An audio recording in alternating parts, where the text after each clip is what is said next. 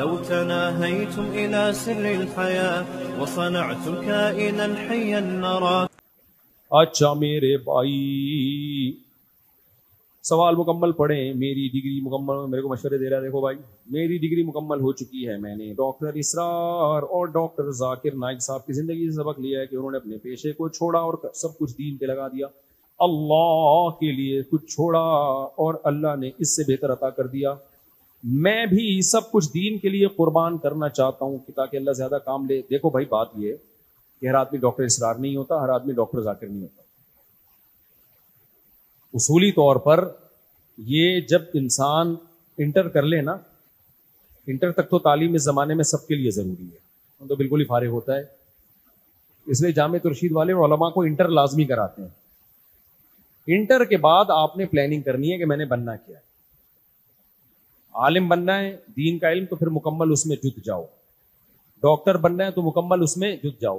ورنہ نارملی ہوتا یہ ہے کہ جب آپ ایک فیلڈ میں مہارت حاصل کر کے دوسری فیلڈ میں آتے ہو تو نہ ادھر کے رہتے ہو اور نہ ادھر کے. یہ چند لوگ ہوتے ہیں اس ٹائپ کے. ڈاکٹر ذاکر نائک جب غیر معمولی حافظہ اللہ نے دیا وہ ادھر آئے اور وہ ایک دم ایکسٹریم لیول پہ پہنچ گئے. یا ڈاکٹر اسرار صاحب نے قرآن کے لیے وقف کر دیا، پھر اس میں معلومات لی، مطالعہ کیا. ہر آدمی کے پاس نہ اتنے وسائل ہوتے ہیں، نہ اتنا ٹائم ہوتا ہے. پھر بیوی بچے بھی ہوتے ہیں، ٹائم پہ شادی بھی کرنی ہوتی ہے، تو ان کو کھلانا پلانا بھی ہوتا ہے. اس لیے نارمل لوگوں کے لیے یہی ہے کہ وہ پہلے فیصلہ کر لیں کدھر کو جانا ہے. ہاں پھر بھی اگر کسی نے بیچلر کے بعد بھی کچھ بننا ہے، ماسٹر کے بعد بھی کچھ بننا ہے، تو پھر جامعہ ترشید نے اس کا ایک سیٹ اپ بنایا ہوا ہے اور اس پہ بہت سے لوگوں نے عمل کیا ہے کہ بھئی 4 سال کا عالم کا کورس رکھا ہوا ہے. اس میں عربی گرامر سکھاتے ہیں، آپ کو قرآن کی تفسیر پڑھاتے ہیں، حدیث پڑھاتے ہیں، فقہ پڑھاتے ہیں اور اصول فقہ پڑھاتے ہیں، جو اسلام کے بیسک جو عالم بننے کے لیے بیسک اصول ہیں. تو وہ 4 سال میں پہلے دیکھتے ہیں کہ اس میں صلاحیت بھی ہے یا نہیں. تو وہ ایک درمیانی راستہ ہے. اس کو کرنے کے بعد بھی میں نے دیکھا بہت سے لڑکے الحمدللہ ہمارے شاگرد ہیں جو عالم بھی بنے اور پھر وہ دین دنیا دونوں میں بہت اللہ نے ان کو مہارت دی. لیکن اس کے لیے پھر ان کی اسٹرگل، ان کی محنت زیادہ ہوتی ہے. اگر زیادہ محنت نہ ہو یا دماغ زیادہ نہیں ہے تو پھر وہ بھی پورے طور پہ نہ ادھر کے رہتے ہیں نہ ادھر کے رہتے ہیں. تو ایسے یہ جامعہ ترشید نے ایک بہتر آپشن دیا ہے آپ کے لیے. ورنہ آپ اپنے شعبے میں رہ کے بھی دین کے لیے اپنے آپ کو وقف کر سکتے ہیں. اپنے شعبے کو چھوڑنے کی ضرورت نہیں ہے. دیکھو اسلام کو تمام شعبوں کی ضرورت ہے. یہ نظریہ غلط ہے کہ اسلام کو صرف مولاناؤں کی ضرورت ہے. اسلام کو تاجروں کی بھی ضرورت ہے، ڈاکٹروں کی بھی ضرورت ہے، انجینئرز کی بھی ضرورت ہے، سائنسدانوں کی بھی ضرورت ہے. ہمارے استاد ڈاکٹر عبدالقدیر خان رحمۃ اللہ علیہ کی زندگی میں یہ بات کہا کرتے تھے کہ اگر ڈاکٹر عبدالقدیر خان نے محنت نہ کی ہوتی، زبردست سائنٹسٹ نہ بنا ہوتا اور پاکستان کو ایٹمی طاقت نہ بنایا ہوتا تو میرے استاذ اپنی داڑھی پکڑ کے کہتے تھے آج ہماری داڑیاں محفوظ نہ ہوتی. اب ڈاکٹر عبدالقدیر خان سائنٹسٹ بنے، انہوں نے کہا میں پاکستان کو ایٹمی طاقت بناؤں گا. اس وقت ان کو خیال آتا ہے میں ڈاکٹر اسرار بن جاؤں یا ڈاکٹر ذاکر نائک بن جاؤں. وہ بندے نہ بندے پاکستان کی ایسی کی تیسی اب تک ہو چکی ہوتی. ایک ہی چیز ہمارے پاس رہ گئی ہے، ڈھنکی بم. ایک آبادی اور ایک بم، ٹھیک ہے نا، اور کچھ بچا نہیں ہے. 2 چیزوں کو سنبھالو، باقی بھی کرو، خالی اس پہ گزارا نہیں کرو. لیکن یہ 2 چیزیں کسی حد تک بچ گئی ہیں خاندانی ہمارے پاس. ایک آبادی کی کثرت سے بھی ملک عسکری لحاظ سے بڑا اسٹرانگ ہوتا ہے. دیکھو چیونٹی کا جب سانپ سے مقابلہ ہوتا ہے نا، طاقتور کون ہے؟ سانپ. لیکن جیتتا کون ہے؟ چیونٹیاں. کیونکہ چیونٹیاں ایک آئے گی، دوسری آئے گی، تیسری آئے گی، پھر چیونٹیوں کی اتنی فوج آتی ہے نا، سانپ بالآخر، کیونکہ چیونٹیاں ختم نہیں ہوتی، اتنی جمع ہو جاتی ہیں. وہ کس کو مارے گا؟ سانپ مار کے تھک جاتا ہے، ایک مرتی ہے 10 پیچھے سے تیار کھڑی بھی ہوتی ہیں. تو یہ آپ کسی آرمی کے ماہر ایکسپرٹ آفیسر سے پوچھو کہ جب آبادی کا مقابلہ طاقت سے ہوتا ہے نا، تو آبادی اگر بہت زیادہ ہے آبادی، تو آبادی جیتتی ہے ہمیشہ. جب آبادی کا مقابلہ فورس، تو طاقت بھی ضروری ہے اور آبادی بھی ضروری، دونوں چیزیں ضروری ہیں. اور یہ جو لوگ میرے اس طرح کے بیانات کے نیچے کمنٹس لکھے ہوتے ہیں، ابے اس مولوی کو کیا پتا، یونائٹڈ نیشن نے سب سے بڑا مسئلہ آبادی کو قرار دیا ہوا ہے اس وقت.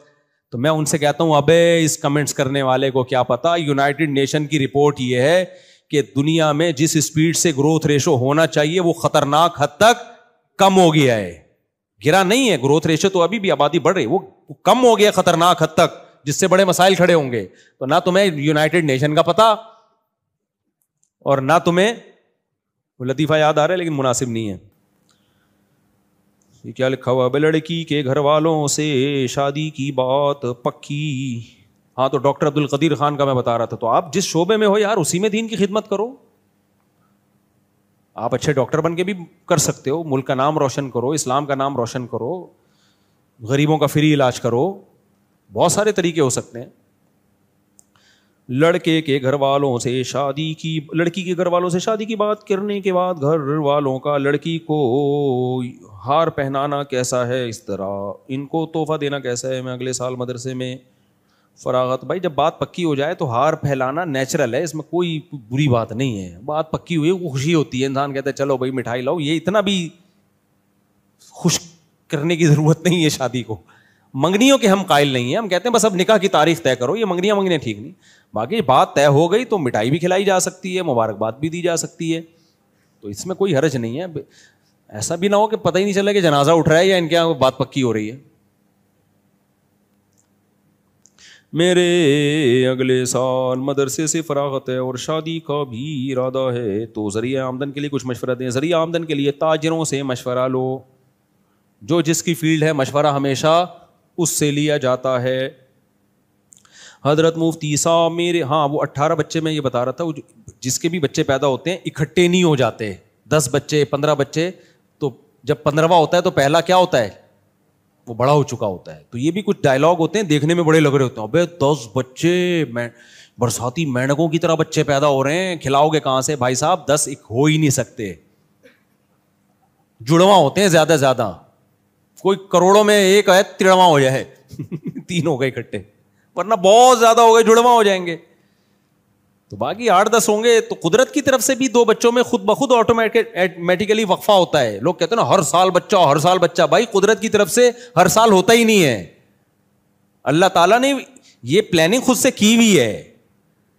ہر سال ممکن ہی نہیں ہے, ایسا ہوتا ہی نہیں ہے. ماں بچے کو دودھ پلاتی ہے تو وہ مینسز نہیں آتے تو حمل نہیں ٹھہرتا. یہ قدرت کی طرف سے سارے سافٹ ویئر انسٹال ہوئے ہوئے ہیں. تو قدرت کے کاموں میں ٹانگ اڑانے کی کوشش مت کرو.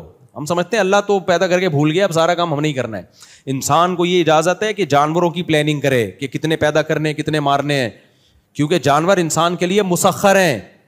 تو جو آپ کا خادم ہوتا ہے آپ اس کی پلاننگ کرتے ہو. انسان کے لیے مسخر نہیں ہے. انسان انسانوں کو نہیں مشورہ دے گا کہ کتنے بچے پیدا ہونے چاہیے نہیں ہونے چاہیے. یہ ظلم ہے. یہ انسان سے اوپر کی ذات پلاننگ کرے گی. وہ کون ہے؟ اللہ ہے. تو انسان کے لیے انسان کو یہ پلاننگ کر کے گورنمنٹ کو پلاننگ کرنا کہ آپ 2 سے زیادہ پیدا نہیں کر سکتے, یہ بدترین ظلم ہے اسلام میں. کہ گورنمنٹ کون ہوتی ہے بھائی آپ کے بارے میں فیصلہ کرنے والی کہ آپ نے کرنے کہ نہیں کرنے؟ گورنمنٹ بھی انسان ہے, آپ بھی. تو گورنمنٹ مینجمنٹ کے لیے تو قانون سازی کر سکتی ہے, اس کا مینجمنٹ سے تعلق نہیں ہے. اس کے لیے تو بھائی آپ انسانوں کو دنیا میں آنے سے روک رہے ہو جس کے لیے اس کائنات کو بنایا گیا ہے. آپ کہہ سکتے ہو روک نہیں رہے, ہم جو دنیا میں ہیں ان کو اچھی زندگی دینے کے لیے کر رہے ہیں. جو دنیا میں ہیں وہ بوڑھے ہو رہے ہیں, انہوں نے دنیا سے نکلنا ہے. یا تو رک گئی ہوتی نا زندگی, رکی بھی تھوڑی ہے. پرانے جائیں گے, نیا مال مارکیٹ میں آئے گا, تو وہ چلتا رہے گا سلسلہ, سب یہیں تھوڑی رہیں گے. ہوا و حرص والا دل بدل دے, میرا غفلت میں ڈوبا دل بدل دے.